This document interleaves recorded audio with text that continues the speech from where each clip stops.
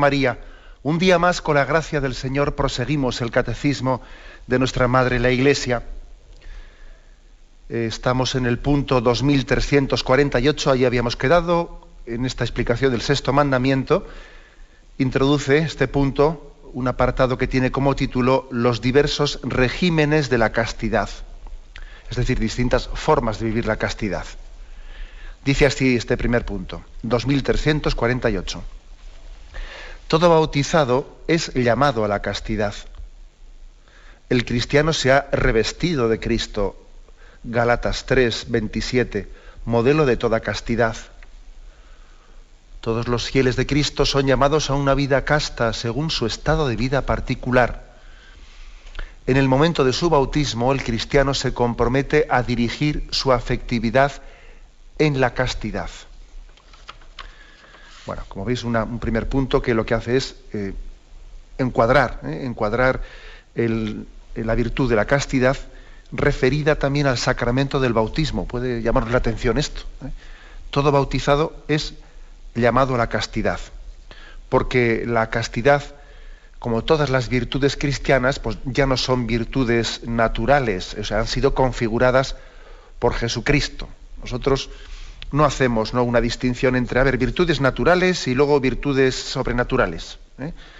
Las naturales pues son prudencia, justicia, fortaleza, templanza, y las sobrenaturales, fe, esperanza y caridad. No es así. En el momento actual, en la situación en la que hemos sido redimidos por Cristo, la gracia de Cristo nos ayuda a vivir también hasta lo natural también. O sea, sería una equivocación hacer como dos pisos en la vida cristiana, el piso natural y arriba el piso sobrenatural. Lo cierto es que la vida real de un cristiano no es así, no hay dos pisos, sino que Jesucristo, el don del Espíritu Santo, el don de su gracia, me ayuda a vivir lo cotidiano, sencillamente lo más natural, que es pues vivir como un don de Dios el alimento de cada día, vivir como un don de Dios pues el trabajo, vivir como un don de Dios mi vocación, también hacerme presente en la vida pública, vivir también impregnado de ese don de la gracia mis relaciones afectivas, mis relaciones sexuales, todo, es decir, ¿no? Que es una de las equivocaciones más grandes, es la de pensar que hay dos pisos. Las cosas naturales en el piso de abajo y las cosas sobrenaturales en el piso de arriba. Algunos suelen subir al piso de arriba, ¿no? Otros se quedan en el piso de abajo. No, eso no es así. Eso no es así.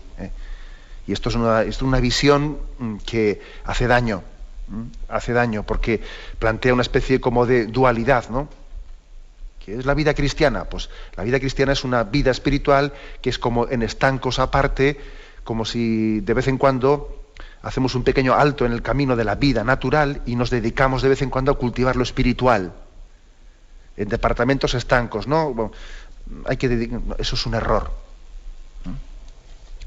Desde esta visión se dice, bueno, pues todo bautizado es llamado a la castidad. Nosotros, desde el momento en que hemos sido bautizados, desde el momento en que hemos sido insertados en Jesucristo, acordaros que explicábamos el bautismo en su día como una especie de injerto. Nosotros éramos como injertados en Jesucristo. Esa imagen del injerto, bueno, pues yo creo que sirve. El injerto es como una pequeña rama, ¿no?, que se introduce en un tronco, un esqueje, ¿no?, que se introduce en un tronco para que lo que hace es coger la savia, chupar la savia de la vida que tiene ese tronco, ¿no? Así nosotros en el bautismo, nosotros somos injertados, ¿no?, en Jesucristo para que la vida de Cristo, para que la relación que tiene el filial con el Padre y esponsal con el Espíritu, pues esa relación que Él tiene nosotros hagamos nuestra esa vida. Bueno, pues aquí, como veis, lo natural y lo sobrenatural quedan fundidos. La imagen es esa, ¿no? Quedar fundido. Entonces aquí lo que se viene a decir es que el bautizado está integrado, o sea, su sexualidad está integrada en la vocación al amor. ¿Qué significa virtud de la castidad? La integración de la propia sexualidad en la vocación al amor a la que Dios nos ha llamado cada uno. afectividad integrada en la vocación al amor. Eso por creación, eso porque somos criaturas de Dios. Pero claro, en el bautismo no únicamente se nos dice lo que por creación todos estamos llamados a ser, sino que además se nos da la gracia de que en Jesucristo eso se nos hace posible.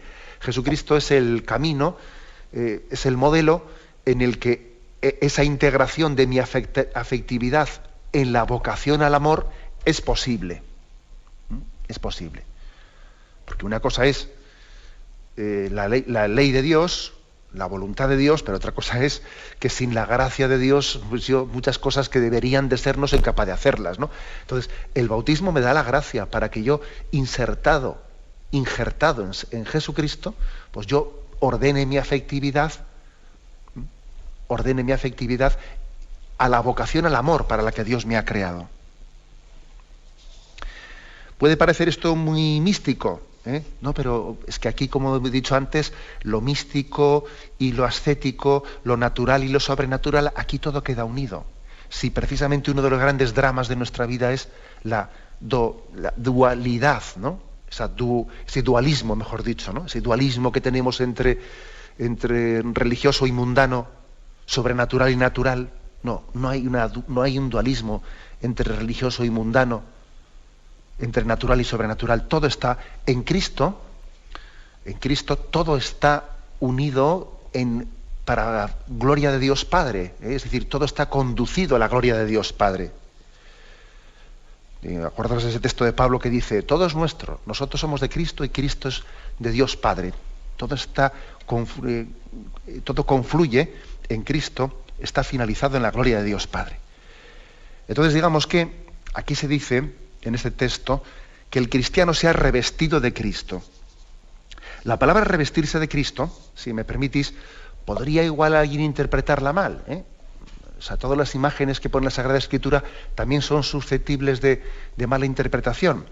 Si alguno entiende por revestirse de Cristo lo de ponerse encima una capa, ¿no? Una capa sin que eso te cambie por dentro, eso sería una imagen muy equivocada. Es decir, revestirse de Cristo no es darle un baño por encima a la cosa, darle un baño de pintura. Un baño de pintura y yo por debajo soy el de siempre.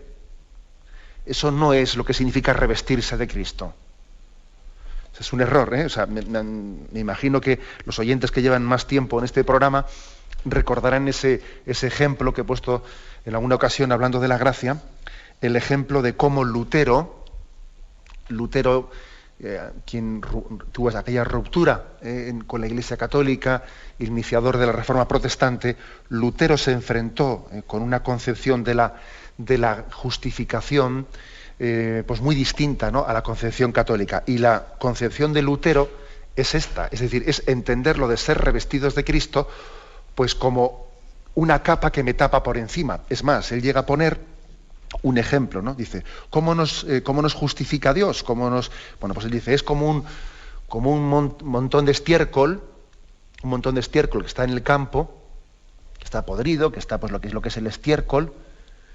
Esa es la naturaleza humana que está corrompida, y entonces nieva, y esa es la gracia de Dios, es la nieve que tapa el estiércol, y entonces Dios, con su gracia, lo que hace es tapar nuestro pecado, ¿no?, nuestra porquería. Él la tapa con su gracia. Dios nos cubre con su manto.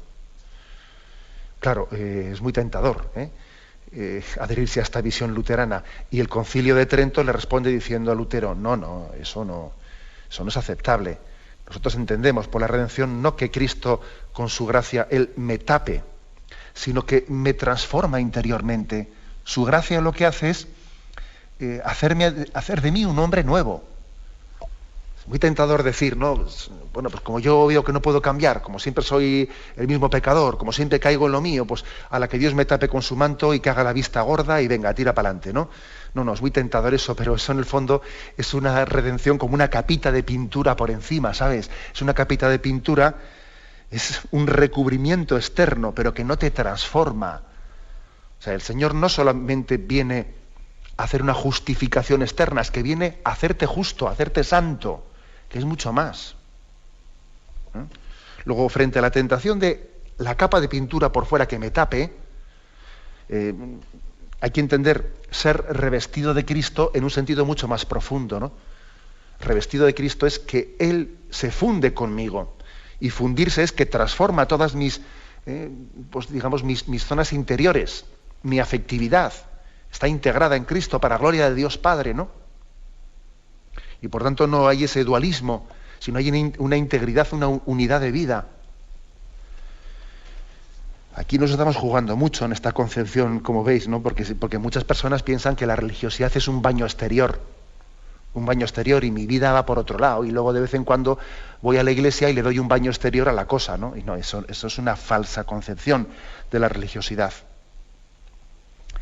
Entonces, ¿qué es lo que nosotros estamos revestidos de Cristo? Y Cristo, fijaros bien, Jesucristo, Él tuvo un corazón, o sea, él fue célibe, ¿no? Él vivió la virtud de la castidad de una manera concreta, de las muchas en las que se puede vivir. Entonces, Él la vivió como célibe. Eso no quiere decir que todos tengan que ser célibes para vivir la virtud de la castidad, no. Pero sí quiere decir que Jesucristo es modelo para todos, y que lo esencial de Jesucristo, que nos tiene que configurar a todos, es que su corazón, su afectividad, estaba finalizada, conducida a su Padre Dios. O sea, que Él no tenía una afectividad pues como la tenemos los que estamos heridos por el pecado, una afectividad desparramada, contradictoria, inmadura, que mendigamos afectividad aquí, que me hagan caso, querer llamar la atención, mi orgullito, mi amor propio, estamos siempre, yo qué sé, ¿no? Intentando sacar adelante nuestra vanidad, No, eso es efecto del pecado. Nosotros tenemos una afectividad desparramada, contradictoria, inmadura, que nos puede llegar hasta confundir las ideas. Las ideas se nos pueden fácilmente equivocar porque tenemos una afectividad que no nos deja pensar limpiamente. Y al final no piensas lo que tu razón te ayuda a pensar, sino estás arrastrado a pensar lo que tu afectividad te está conduciendo a pensar, ¿no? Bueno, pues frente a esa imagen del hombre herido por el pecado, que tiene una afectividad tan desparramada, pues Jesucristo, el Verbo encarnado, en una humanidad santa, Él nos da el modelo, nos da la gracia de una humanidad, la de Jesucristo, perfectamente integrada, con una afectividad que está perfectamente conducida y no desparramada, ¿no? Conducida hacia el Padre, hacia la gloria de Dios. Bueno, pues eso es lo que Jesucristo quiere fundir con nosotros. Jesucristo, al tomar una naturaleza humana, Él también quiso fundirse con todos nosotros. Y entonces también hacer que nuestra afectividad y nuestra sexualidad también se configuren con esa unidad de vida que Él tenía, ¿no? Y entonces también nosotros tengamos la virtud de la castidad integrada en la vocación al amor. Pues fijaros qué cosas tan fuertes estamos diciendo, ¿no? Jesucristo no ha venido a cubrirnos y a taparnos un poco y a dar un pequeño baño de pintura y limpiar un poquito la casa por dentro, por fuera, lavar la cara, no. Jesús no ha venido a lavar la cara, ha venido a hacer hombres nuevos, con corazón nuevo, con una afectividad plenamente integrada, ¿no?, en la vocación al amor para la que hemos sido creados. Esta es la afirmación de este punto 2348. Luego dice, ¿no?, todos los fieles de Cristo son llamados a una vida casta según su estado particular. Bien. O sea que el modelo de Jesucristo sirve para todos. Bien, pero ahora hay formas distintas según el estado de vida de cómo vivir la virtud de la castidad. Ahora vamos a intentar hablar de ello, ¿no? Y dice, en el momento de su bautismo el cristiano se compromete a dirigir su afectividad hacia la castidad. Bueno, pues básicamente ya lo hemos explicado, ¿eh? Es un punto que pone en las bases de hasta qué punto el bautismo, que es nuestra introducción en Jesucristo, configura plenamente todas las virtudes, pero hoy en concreto nos referimos a la virtud de la castidad. Tenemos un momento de reflexión y continuamos enseguida. Escuchan el programa Catecismo de la Iglesia Católica con Monseñor José Ignacio Munilla. Continuamos con, dentro del apartado, los diversos regímenes de la castidad. Pasamos al punto 2349, que dice así: la castidad debe calificar a las personas según los diferentes estados de vida, a unas en la virginidad o en el celibato consagrado, manera eminente de dedicarse más fácilmente a Dios, solo con corazón indiviso, a otras de la manera que determina para ellas la ley moral, según sean casadas o celibatarias. Las personas casadas son llamadas a vivir la castidad conyugal, las otras practican la castidad en la continencia. Bueno, luego aquí viene un texto de San Ambrosio que después lo leeremos. Esto, aquí entramos en un tema práctico, Un tema práctico. ¿Qué maneras distintas hay de vivir la castidad? Pero ojo, que la castidad es para todos. Ya dije, uno de los primeros días que comenzamos con el mandamiento sexto mandamiento, que yo sé que muchas veces se confunde el lenguaje cuando se dice, claro, parece que la castidad es voto de castidad, y a veces confundimos la palabra castidad con la continencia, con la renuncia al ejercicio de la sexualidad. Bien, eso es una pequeña equivocación. Es verdad que el voto de castidad se refiere a virginidad, pero la virtud de la castidad en el matrimonio se refiere a vivir de manera casta la sexualidad dentro del matrimonio. O sea que no hay que confundir los términos. Fijaros bien, los distintos estados de vida, todos ellos están llamados a vivir la castidad. En las bienaventuranzas, cuando dice el Señor, bienaventurados los limpios de corazón, se refiere a todos, por supuesto, a todos. Aquí se nos remite al punto 1620, donde dice que estas dos realidades, el matrimonio y la virginidad por el reino de los cielos, vienen del mismo Señor. Es Él quien les da el sentido y les concede la gracia indispensable para vivirlos conforme a su voluntad. O sea, tanto el matrimonio como la virginidad vienen del mismo Señor y llevan al mismo lugar, a la misma meta. Yo a veces he puesto el ejemplo de que se puede subir al monte por un lado de la ladera o por el otro lado de la ladera, pero al final se lleva a la misma cumbre. Bien sea por la vocación del matrimonio o bien sea por la vocación de la vida consagrada, se lleva a la misma meta. Tenemos que purificar una rémora auténtica que tenemos en nuestra cultura, fruto de lo que decía yo antes, ¿no? De esa especie de entenderlo, que hay como dos pisos, lo natural y lo sobrenatural, ¿no?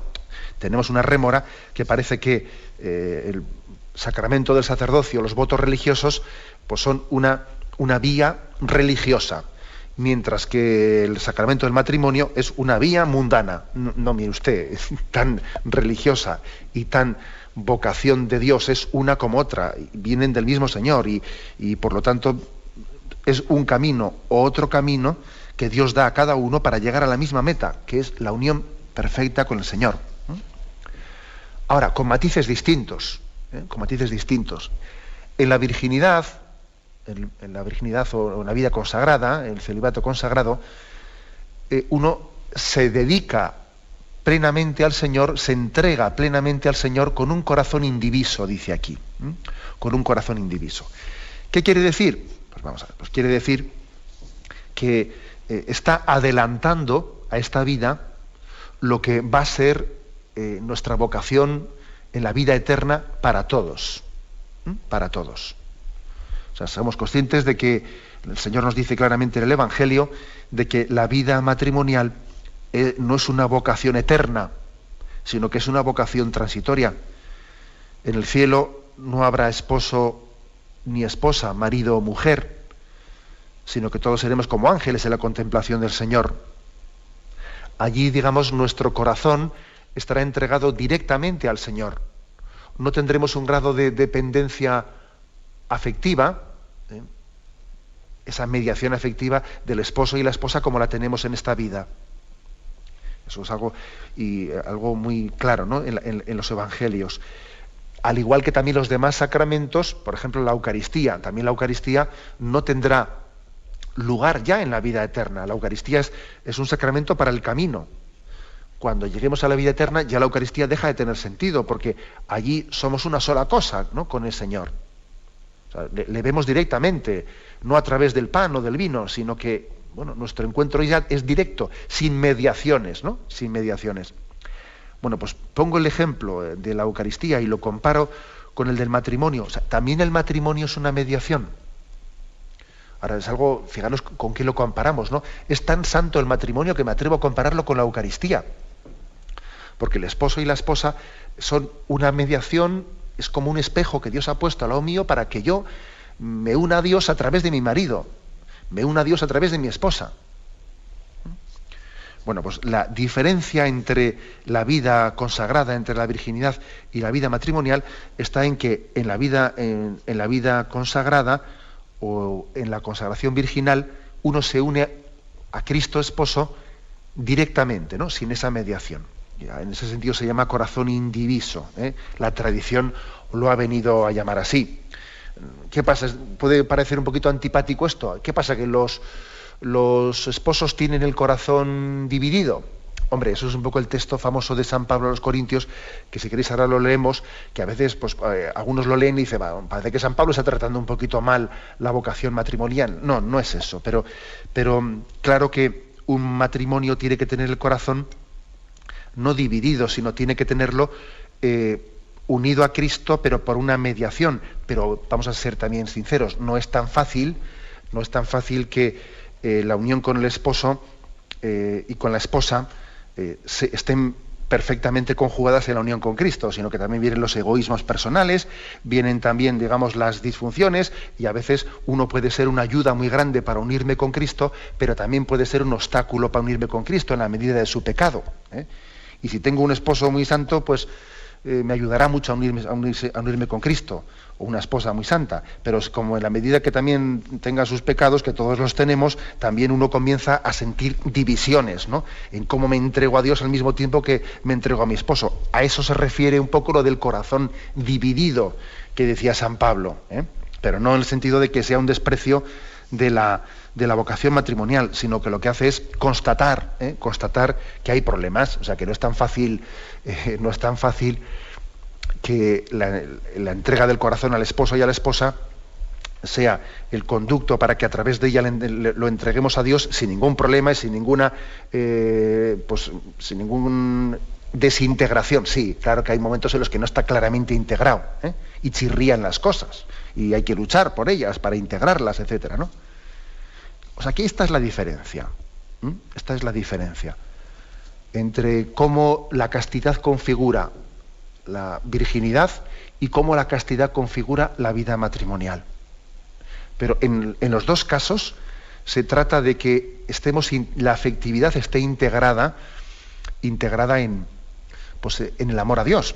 Claro que puede ocurrir una cosa, fijaros, puede ocurrir, imaginaros una religiosa, un religioso, un sacerdote, que se le pide que viva el celibato.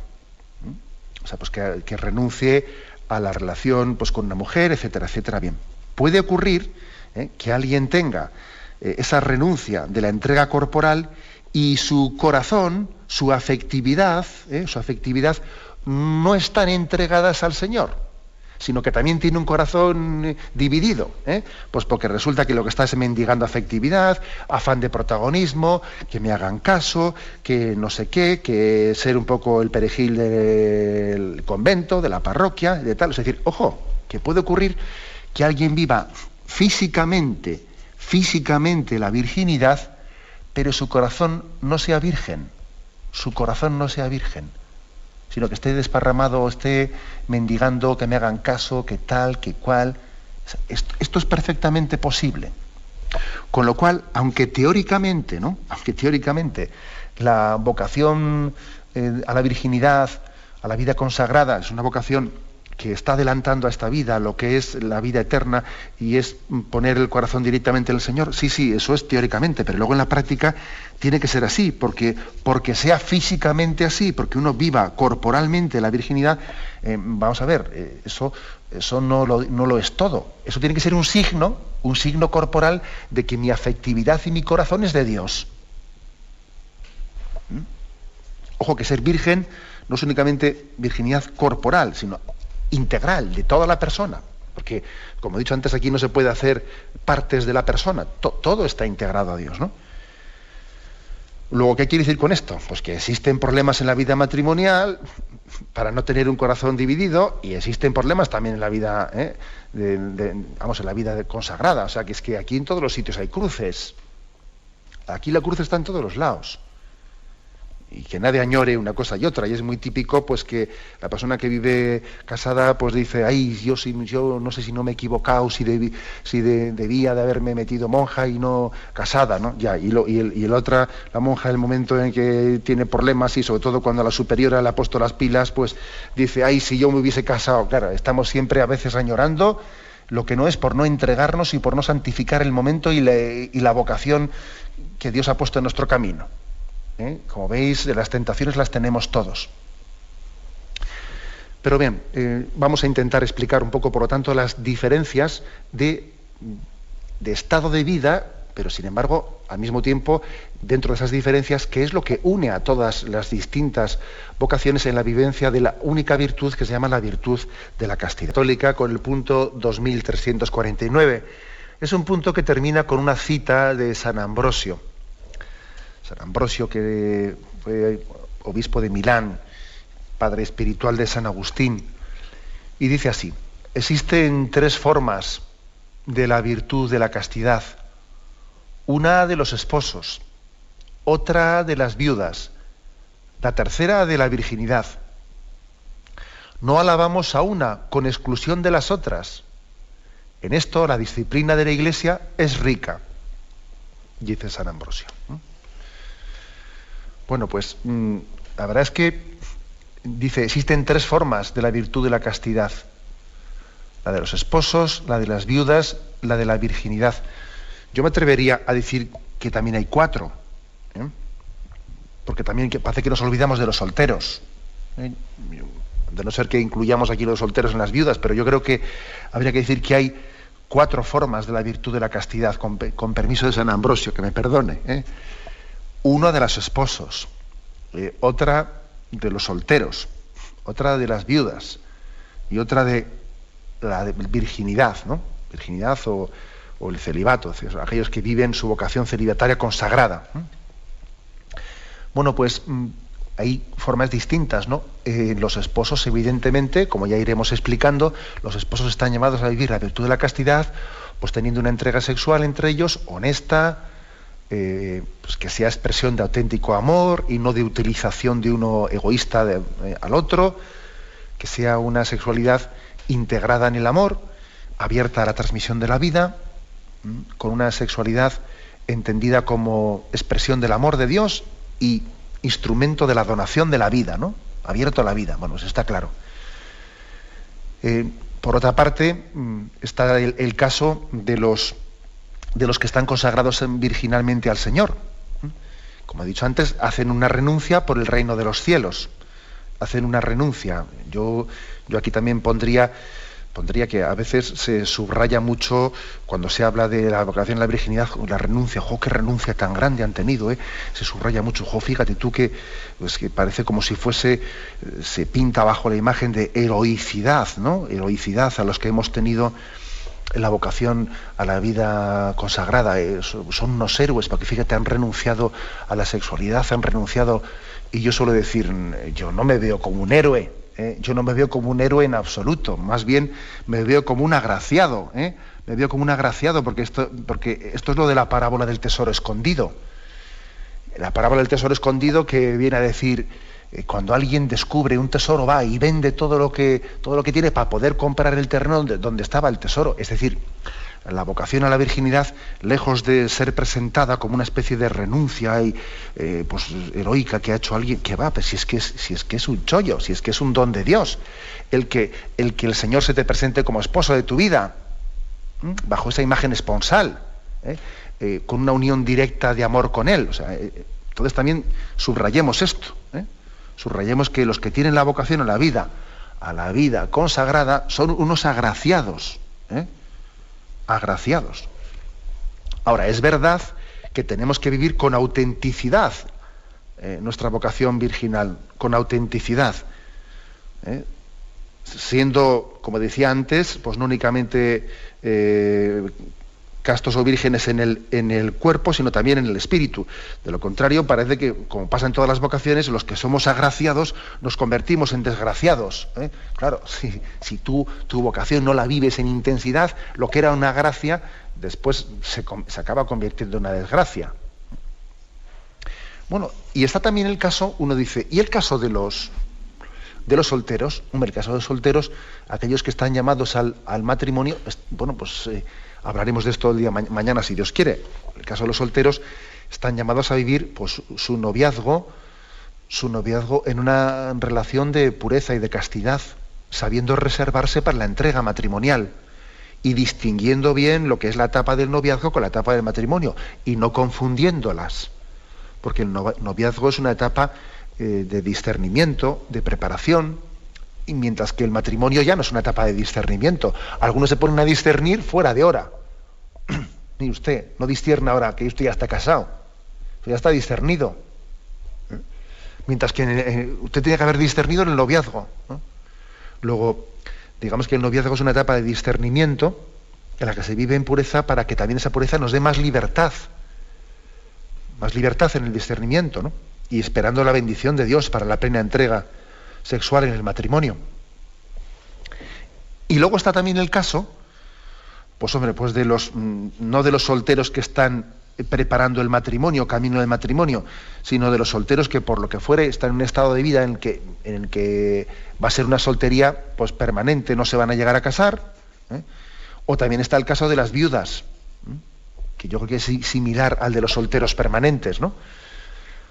El caso de las viudas o de los solteros permanentes, ¿cómo lo entendemos? Pues hombre, pues yo creo que lo entendemos, es decir, viven un celibato pero no consagrado, o sea, viven un celibato aunque no sea en el marco de una vocación reconocida por la Iglesia con una determinada consagración, incluso litúrgica, pero sin embargo están llamados a vivir ese mismo celibato.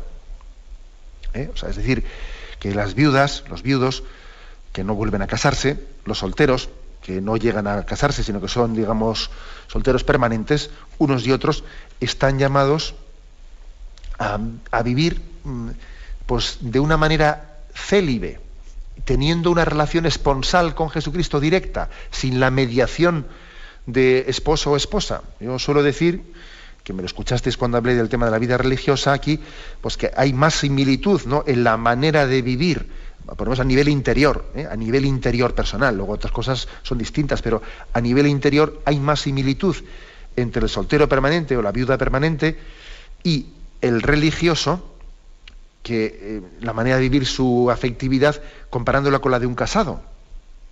Hay más similitud, porque tiene una entrega directa del corazón a Jesucristo, sin la mediación del esposo o la esposa. Es verdad que el religioso o que el sacerdote célibe, pues esa entrega directa a Jesucristo ha sido hecha en el marco de una vocación concreta, pues consagrada, elegida por la Iglesia, discernida por la Iglesia, etcétera. Pero bueno, los otros casos, aunque no haya habido una mediación de la Iglesia, un discernimiento y unos votos religiosos, etcétera, la misma vida ha llevado a cabo ese discernimiento, ¿no? En la vida misma uno acepta la situación, la existencia de que me he quedado viuda y no me voy a volver a casar, o no he llegado a buscar una pareja, por lo que fuere, ¿no? Y entonces me he quedado soltero, y aunque no haya sido un discernimiento, etcétera, pero es la realidad de la vida en la que yo encuentro la voluntad de Dios. En la que yo encuentro la voluntad de Dios. Ojo, entendiéndolo no como un fracaso, que esta es otra, que también creo que estamos llamados a purificar mucho esto, ¿no? A purificar el imaginar mi vida, de qué manera concreta la imagino. Si no cumple las expectativas mías que yo me había hecho, entonces es un fracaso, ¿no? Si cumple las expectativas, para empezar, si fuese así, todas las vidas son un fracaso, porque yo todavía no conozco a alguien que me diga que todas las expectativas que tuvo se acaban viendo realidad, ¿no? Aquello que decía, ¿no? Me acuerdo que en la película esa de Bella, tan hermosa y tan bonita, de Eduardo Verástegui, comienza la película diciendo, ¿no?, si quieres hacerle reír a Dios, cuéntale tus planes, y seguro que Dios se reirá. dirá, mira lo que está pensando. Pues yo tengo pensado otra cosa, ¿sabes? Si quieres hacer reírle a Dios, cuéntale tus planes. Bueno, y este es uno de los motivos por los cuales solemos sufrir más en la vida, pues porque yo había pensado encontrar un esposo, una esposa, había pensado un príncipe azul, había pensado que mi matrimonio fuese no sé qué, no sé cuántos. Pues mire usted, pues las cosas no son así nunca. No son así nunca, ni los casados, ni los consagrados, ni los solteros, ni las viudas, no son así nunca. Luego también la castidad supone un abrazar mi estado real, mi estado real. Es decir, es una integración de mi afectividad en la vocación al amor, en mi estado de vida, en mi situación concreta y presente, sin estar soñando en otro escenario para empezar a hacer bien las cosas. Como cuando uno pues están viviendo el noviazgo y dice, bueno, ahora no lo estamos haciendo bien, no estamos viviendo la virtud de la castidad en este noviazgo, pero cuando nos casemos, entonces sí, vas a ver cómo entonces vivimos bien la castidad en el matrimonio. En absoluto. El que no ha vivido bien la castidad en el noviazgo, le va a costar vivirla en el matrimonio, ¿sabes? Y lo mismo digo, comparando otro tipo de situaciones, es decir, la castidad supone también un remangarse y vivir mi estado concreto, mi estado de vida, y no únicamente el estado de vida teórico, de casado, soltero, consagrado, no, sino un estado de vida en la situación concreta en la que estoy, pues vivirla con plena aceptación y con la conciencia de que Dios me pide aquí y ahora que mi afectividad pues se la entregue ordenadamente. Bueno, pues podríamos concluir con una reflexión. Yo antes he puesto un caso, ¿no? He puesto un caso, es decir, vamos a ver, virtud de la castidad, ¿no? Entendida pues como ordenamiento interno de toda mi vida, de toda mi afectividad, conducida, ordenada a la vocación al amor para la que Dios me ha llamado según mi estado de vida. Y he puesto un ejemplo, vamos a ver, he puesto, ojo, que se puede ser casto o puro corporalmente, sin serlo espiritualmente, ¿no? He puesto este caso. Pues, por ejemplo, ¿no? Pues el caso de un religioso, sí, que exteriormente él vive su voto de virginidad, corporalmente él no mete, él no tiene ninguna relación con nadie, pero espiritualmente su corazón no es virginal, sino que está siempre mendigando afectividad, que me hagan caso, que tal. O sea, eso puede ocurrir. Ahora, hago yo la pregunta contraria. ¿Y se puede ser casto, se puede ser puro espiritualmente sin necesidad de serlo corporalmente? Pues tampoco se puede. Sería hasta una pequeña tentación, ¿no? Le dices, bueno, sí, yo quiero ser puro y quiero ser virgen espiritualmente, ¿no? En el sentido de que quiero que mi corazón sea de Dios y quiero que mi vocación sea el amor, pero sin necesidad de serlo corporalmente. No te engañes. También la virtud de la castidad, la pureza, configura nuestro cuerpo, no solo nuestra intencionalidad, también nuestro cuerpo, porque no podemos disociar lo corporal de lo espiritual. Por lo tanto, la vocación a la castidad tiene que ser no únicamente corporal, sino también espiritual, y no únicamente espiritual, sino también corporal, y las dos cosas tienen que estar plenamente integradas. Bueno, lo dejamos aquí. Hemos explicado hoy 2 puntos, el 2348 y 2349. Si Dios quiere, todavía tenemos otro punto más referido al noviazgo. Ahora damos paso a la intervención de los oyentes. Podéis llamar para formular vuestras preguntas al teléfono 917-107-700. 917-107-700.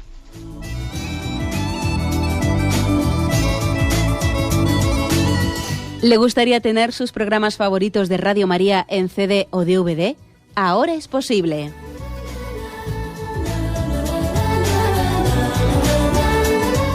Le sugerimos que primero se informe en qué formato de audio lo puede escuchar en su equipo, DVD o CD, teniendo en cuenta que no todos los lectores de CD pueden reproducir el formato digital MP3 en el que enviamos nuestros programas.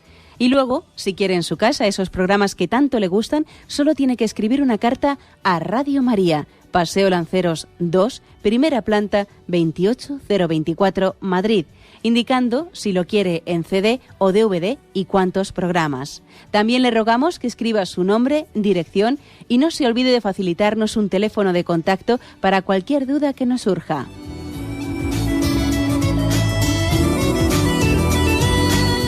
Radio María, más cerca de usted.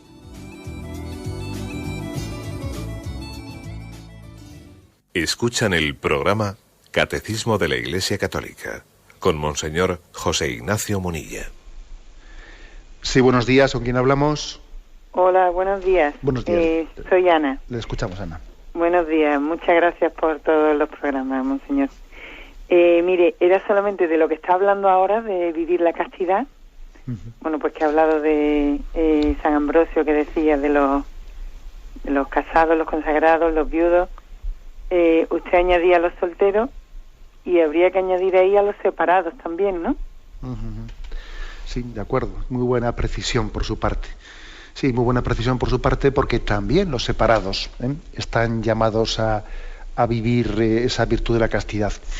Y además tienen, digamos, peligros fuertes, ¿no? Y tentaciones fuertes de poder faltar a ella, especialmente cuando una persona ha vivido el matrimonio y ha recibido pues la falta de respeto de su cónyuge y ha tenido que sufrir y padecer una separación, pues porque su marido le ha sido infiel o su esposa le ha sido infiel, ¿no? Y entonces ha tenido que padecer eso y vive separado.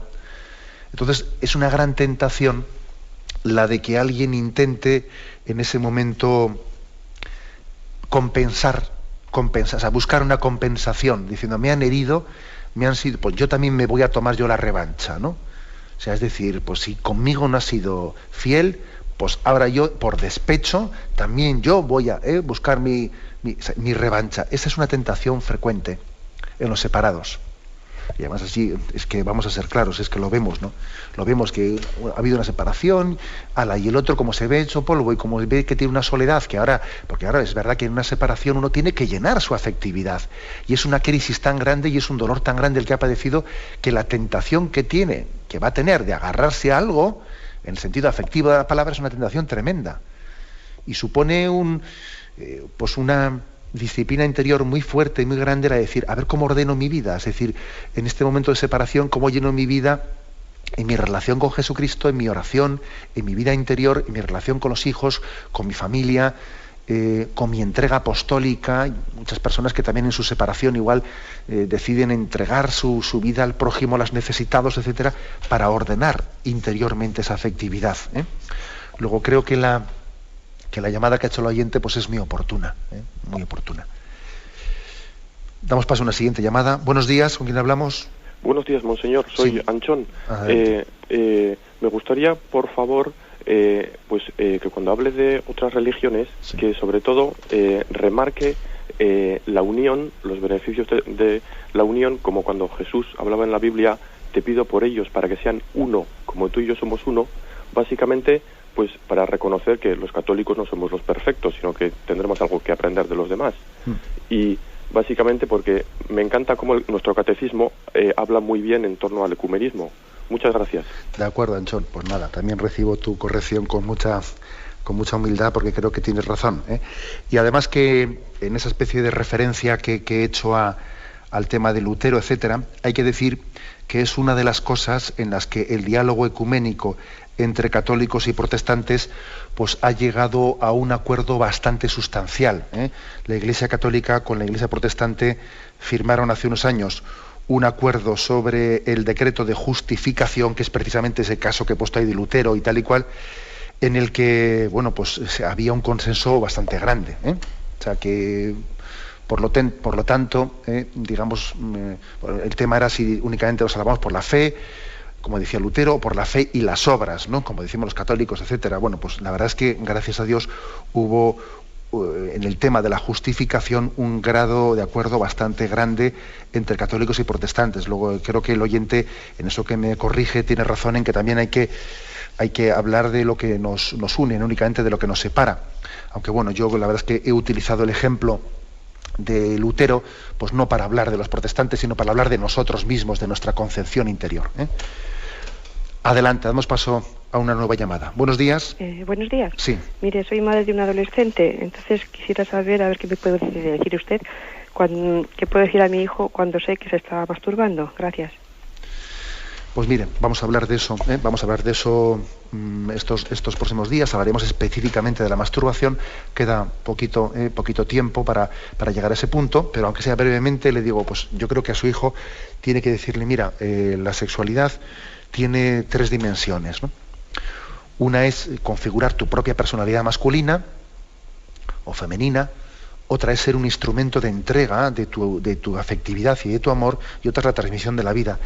Está claro que la masturbación, pues él no está expresando su amor a nadie, a otra persona, ni está abierto a la transmisión de la vida, con lo cual de alguna manera es una utilización de la sexualidad al margen de la vocación para la que Dios ha creado. Es algo así como, si se me permite el ejemplo, yo el otro día puse el ejemplo de cómo los romanos en sus orgías y en sus bacanales llegaban a pegarse unos banquetes, ¿no? Caer en la gula, de manera que lo que hacían era comer por placer, y luego devolvían lo que habían comido en el vomitorium que lo tenían junto a la mesa, devolvían para que les cupiese más y seguir comiendo, ¿no? Ese devolver, o sea, es una imagen también de que en vez de entender la comida como un alimento, se entiende como una búsqueda egoísta de placer. Algo así pasa también, pues con la sexualidad, que a veces en vez de entenderla como una expresión del amor, la entendemos como una búsqueda egoísta de placer. O sea que yo creo que en estos términos usted puede un poco ayudarle a entender que la masturbación está en contra de la vocación al amor, a la que está ligada la sexualidad, que tiene que ser vehículo y expresión del amor, y no búsqueda egoísta de placer. Hablaremos de ello, si Dios quiere, un poco dentro de un par de programas. Adelante, damos paso a un siguiente oyente. Buenos días. Hola, buenos días. Buenos días, sí, le escuchamos. Bueno, dos preguntas y una me la acaba de resolver. Y la siguiente pregunta que le quería hacer era qué es lo que pasa con las personas que estamos separadas y con nuestra castidad. Bueno, si no, al no poder rehacer otra vez nuestra vida sentimental. De acuerdo. Sí, gracias. Me parece que el oyente quizás no haya escuchado una llamada que ha hecho un oyente anterior en la que también había preguntado por lo mismo. Pero evidentemente las personas que están separadas pues tienen, uno dice, bueno, no podemos rehacer nuestra vida sentimental. Y claro, la tienen que vivir en su estado de separadas, es decir, aceptándolo que también tienen una llamada a llenar su afectividad y su corazón pues del amor de Dios, del amor de sus hijos, del amor del prójimo, del amor de la familia. Es verdad que posiblemente la persona separada tiene más tentaciones, ¿no? de infidelidad que el que no, infidelidad a la castidad, que quizás el que no ha estado casado, pues por las heridas que le ha provocado la separación, las heridas. Pero por eso es muy importante que el separado, para sanar esas heridas, se acerque mucho a la oración, se acerque mucho a los sacramentos, ¿no? Se acerque mucho al acompañamiento espiritual, porque tiene que vivir la castidad en medio de un corazón herido. Y entonces yo le diría que se acerque al corazón de Cristo, para que eso sea posible. Damos paso a una siguiente llamada. Perdón, creo que tenemos un corte. Bueno, pues nada, como tenemos prácticamente el tiempo cumplido, me despido con la bendición de Dios Todopoderoso, Padre, Hijo y Espíritu Santo. Alabado sea Jesucristo.